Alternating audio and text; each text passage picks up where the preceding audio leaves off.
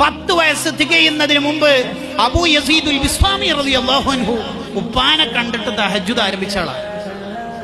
10 വയസ്സ് എത്തുന്നതിന് മുമ്പ്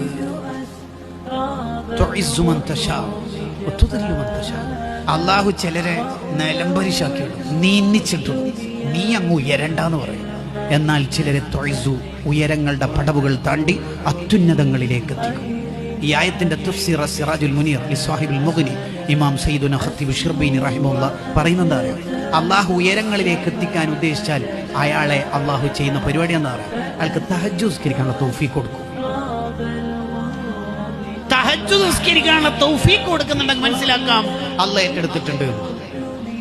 ആരാരുമില്ലാത്ത ഘട്ടത്തിൽ അള്ളാഹിനോട് സ്പെഷ്യൽ കോൺവെർസേഷൻ നടത്താൻ അള്ളാഹു സെലക്ട് ചെയ്തിട്ടുണ്ട്.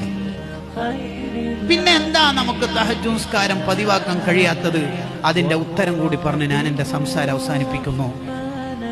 ഹൃദയത്തിന് രോഗം ഉള്ള ഒരാൾക്ക് തഹജ്ജുദ് പതിവാക്കാൻ കഴിയില്ല. അസൂയ, കിബിർ, എന്നെ എല്ലാവരും ബഹുമാനിക്കണം, പുകഴ്ത്തണം, ഇത്തരത്തിലുള്ള ചിന്ത കൊണ്ട് നടക്കുന്നവന് തഹജ്ജുദ് പതിവാക്കാനും കൊണ്ടു നടക്കാനും കഴിയില്ലെന്ന് ഇമാം ഷഅറാനി റളിയല്ലാഹു അൻഹു